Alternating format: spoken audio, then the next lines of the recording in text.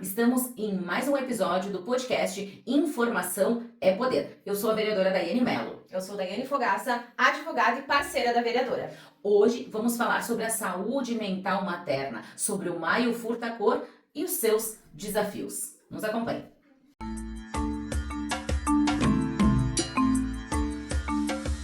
Mês de maio é o mês das mães e um mês muito especial para diversas mães, né? O tempo soa Dia das Mães, mas a gente tem a questão da maternidade real. A gente fala em mães com aquele olhar singelo, com aquelas postagens, com os comerciais de margarina, mas nem sempre é assim. E muitas vezes falar sobre ser mãe e as dificuldades, os desafios, ainda ficava num cantinho. Mas daí surgiu o movimento Maio Furta-Cor. E esse movimento, né, vereadora, surgiu em 2021 para conscientizar, né, Maio Furta-Cor, a conscientização da saúde mental das mães. Realmente é vida real, não é uma maternidade romantizada, como a gente vê muitas vezes nas redes sociais, né? Tem a parte boa, maravilhosa de ser mãe, mas também tem a sobrecarga, uma sobrecarga emocional, psíquica, que as mães passam pela transformação de vida a partir ali, né, da concepção ali de uma criança. Então a gente vai tratar hoje sobre esse assunto, a saúde mental aí das mães. E exatamente o furta-cor, Maio Furta-Cor, vem pela questão do tecido, que conforme a luz ele vai modificando as cores, né? Então, na maternidade também a gente tem várias fases, desde a concepção, então quando começa a crescer a barriga, daqui a pouco quando nasce, e também os desafios do dia a dia. Então, essa modificação, essa transformação da mãe através das fases, traz o nome do furta-cor, e é o mês de maio exatamente porque é o Dia das Mães, né?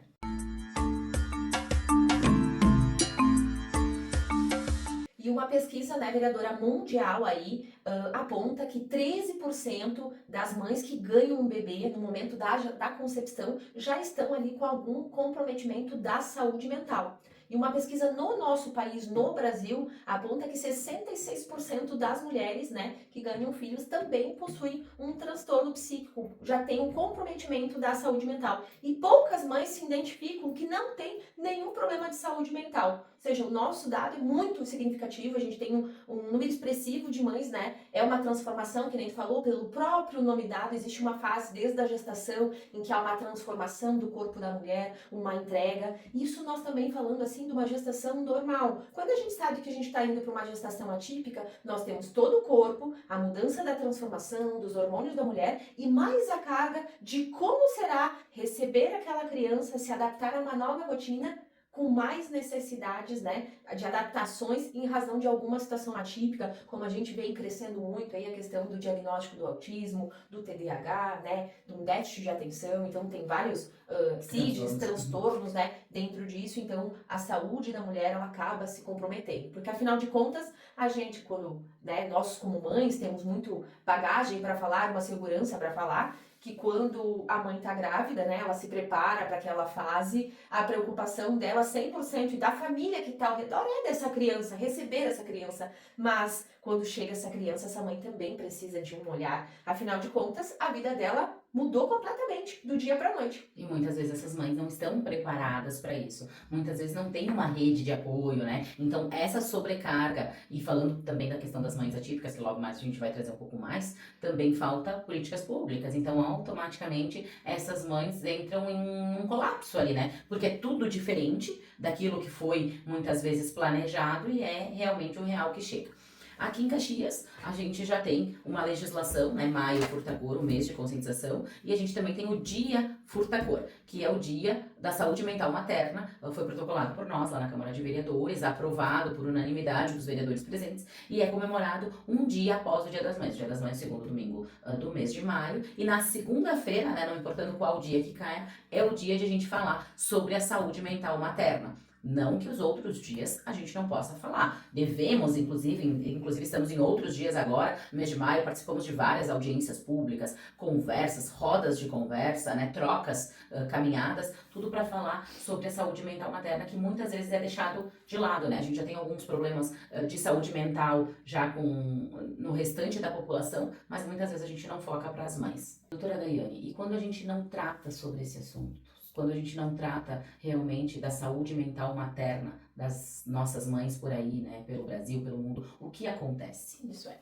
Essas mães, então, elas vão ter ali um diagnóstico, vai iniciar com uma depressão, ansiedade, isso vai evoluindo, se agravando para outros casos, né? As mães que chegam ali até às vezes cometer um suicídio, um ato grave, às vezes até contra o próprio filho. Então, isso impacta muito, né? Então, quando a gente fala que existe um dia de conscientização, ele é importante para trazer a discussão e trabalharmos políticas públicas, colocar essas mulheres, entender que tu não tá sozinha nessa jornada, por mais que eu tenha um filho, esse filho é meu, é minha responsabilidade, mas a troca de conversa, de perceber que a outra mãe que também tem um filho, seja menor ou maior, ela também entende que existe uma sobrecarga, que é difícil. Tanto a mãe que tem a rede de apoio quanto a que não tem, as mães elas sempre se cobram por algo, por estar presente, porque não está presente, por poder dar algo, né, por poder levar na escola, por poder levar no médico, por fazer uma vacina. Então a mãe ela já tem essa autocobrança. Então quando a gente não inicia, né, essa conscientização, ela trabalha um efeito preventivo que a gente ama, né? A mãe com a depressão, ela pode se agravar para os outros transtornos, né, graves aí, sintomáticos, onde ela vai precisar fazer uso de medicamentos, onde já vai comprometer a jornada de trabalho dela, vai comprometer a qualidade do sono dela, vai comprometer ali a qualidade do cuidado dessa criança. Então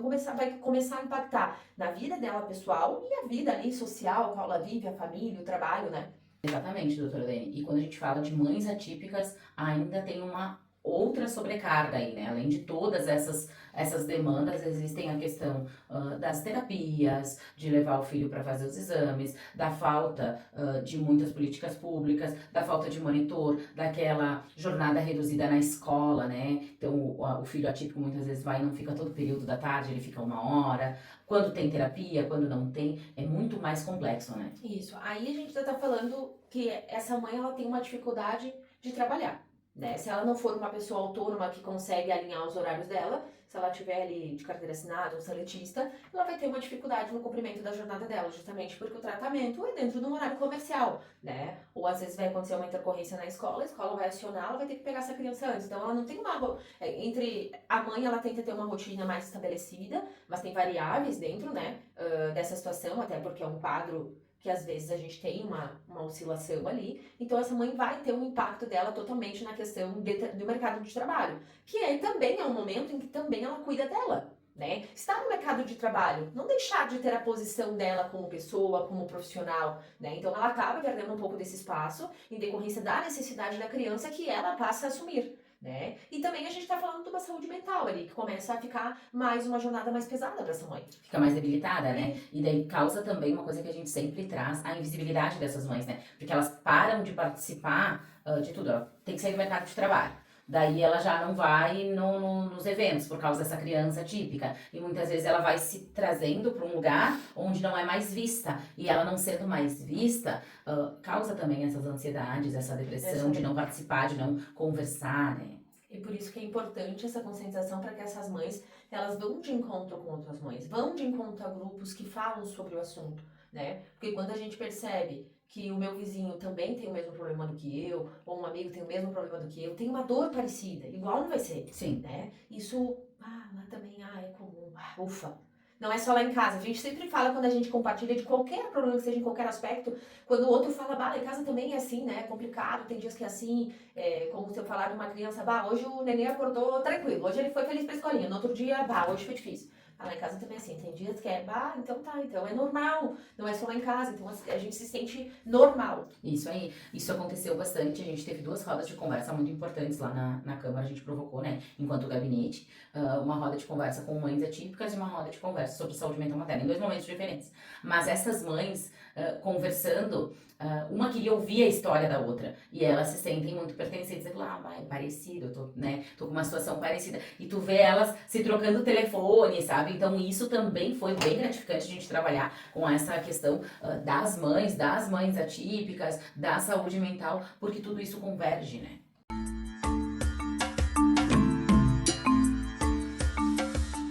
E em abril, né, doutora Dani, a gente tem um mês de conscientização da questão do autismo. E um dos projetos que a gente protocolou é um projeto que fala sobre a empregabilidade da mãe atípica. Exatamente por isso que tu nos trouxe, né? A questão do mercado de trabalho formal, muitas vezes, não abraça essa mãe, né? Essa mãe tem muitas dificuldades quanto à questão da rotina, com a questão dos horários, com a sobrecarga de tantas outras atividades. Muitas vezes ela não consegue buscar um emprego que ela consiga realmente trabalhar, né? Então a gente protocolou um projeto que nesses feirões de emprego também seja pensado nas mães atípicas, com redução de carga horária, com treinamento para essas mães, com realmente oficinas e treinamentos direcionados às mães atípicas para um mercado de trabalho mais aberto, para que essas mães consigam realmente trabalhar e também cuidar dos seus filhos, né? E acho que isso converge muito com a questão não só de estar no mercado de trabalho, de trabalhar, de ter o rendimento, que hoje a gente sabe que as mães atípicas normalmente têm aí um BPC, alguma situação dessas, mas um salário mínimo para toda essa despesa, ele fica praticamente inviável. Então essa mãe, além de ter um recurso, né, financeiro, mas principalmente trabalha com a saúde mental dela, porque ela vai estar inserida no mercado de trabalho, conversando com outras pessoas, desenvolvendo uma função muitas vezes e não entrando nessa parte da questão da depressão, da ansiedade e outros transtornos, né? E aqui a gente está falando basicamente de política pública, onde a gente sabe que existe uma falha do poder público nesse ponto, né? Há uma necessidade de uma atenção relativa a essa questão da saúde mental. Hoje nós temos como fila extensa, né, na questão da psiquiatria, né? A gente sabe da realidade dos CAPs, dos atendimentos que eles têm lá, da qualidade do atendimento, talvez até a gente começar a tratar sobre isso, né? Então, eu acho que a fila está extensa. Essas mães, então, para que eu vou consultar?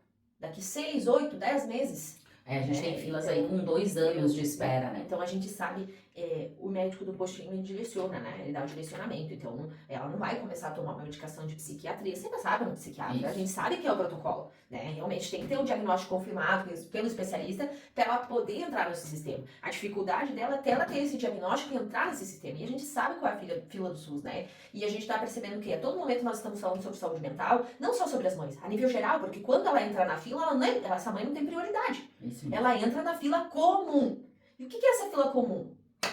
A maioria da população está com problema. Por quê? Porque nós vivemos uma era acelerada. Exatamente. Onde eu não consigo, que nem o outro, eu tô doente, ou eu começo a ficar doente por as crianças infantil ter com problema do bullying nas escolas. Então a gente tudo impacta na saúde mental. A gente tem muitas coisas que estão envolvendo. As crianças que estão com problema de saúde mental, às vezes que precisam passar pelo psiquiatra para ter um diagnóstico, né? Às vezes elas vão precisar ir para o psiquiatra. Então a gente tá com uma fila muito grande, né? E a gente não vê o quê? Não vê o movimento real do poder público em tratar isso como uma situação séria. Nós não conseguimos em nenhum momento trabalhar a nível preventivo.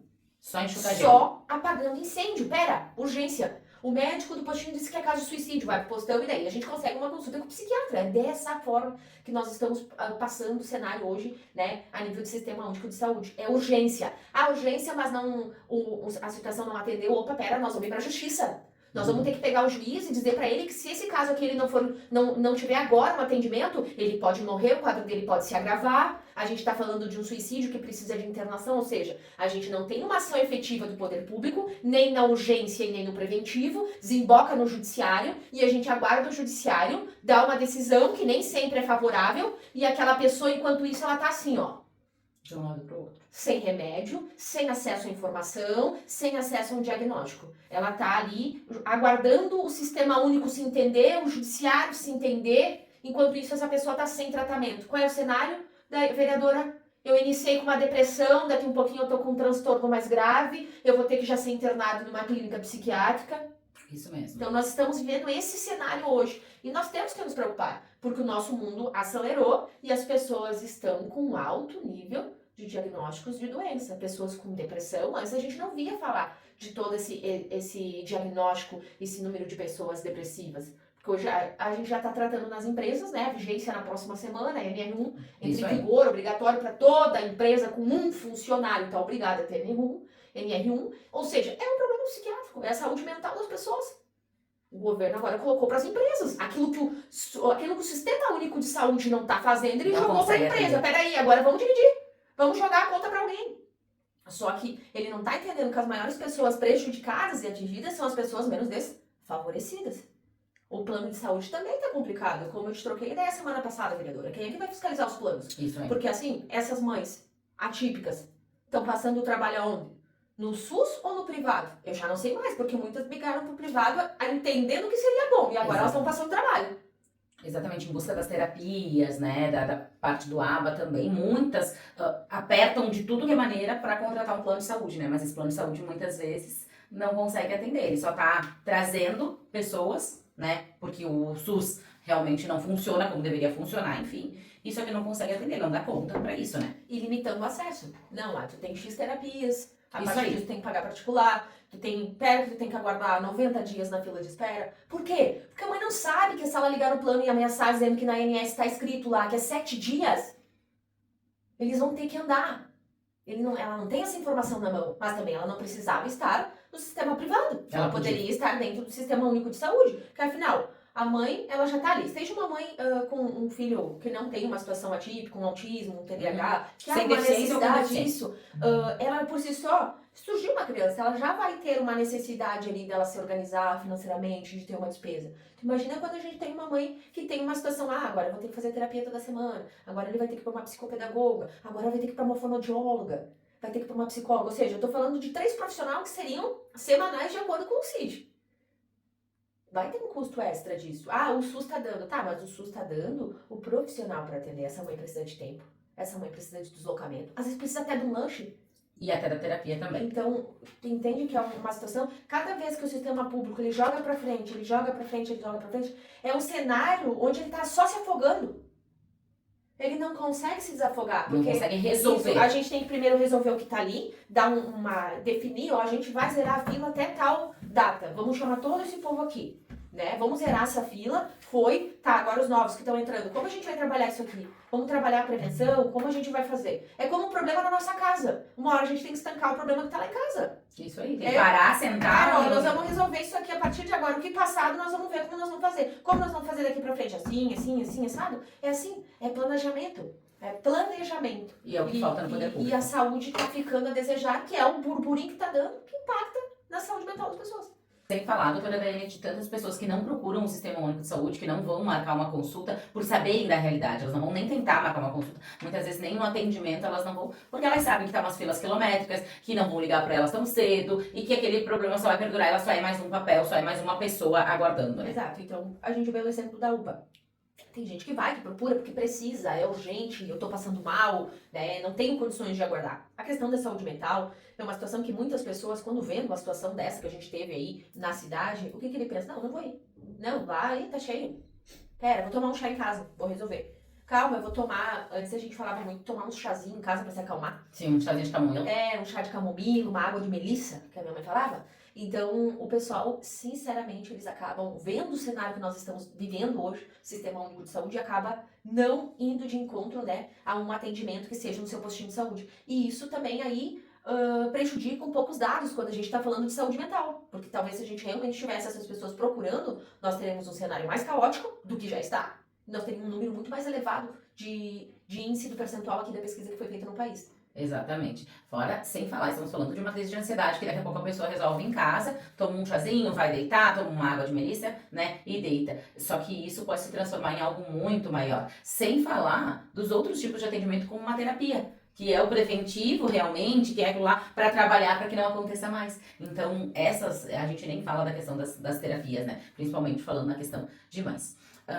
Esse foi o nosso episódio do podcast Informação é Poder, falando sobre a saúde mental materna, né? A dificuldade das mães, tanto em equilibrar os pratos, eu digo, né? Tipo, com a maternidade sim, é linda, eu sou mãe, a doutora Daiane é mãe, a gente pode falar sobre esse assunto, é maravilhoso, isso tudo, mas tem muitos desafios, tem muita sobrecarga e tem muitas situações que as mães têm que ir equilibrando para dar tudo certo. Mas a gente precisa falar sobre esse assunto cada vez mais, para que as mães também compreendam que outras mães também passam por isso. E que não é nenhum pecado a gente dizer um não para um filho em determinado momento, a gente não conseguir o atendimento.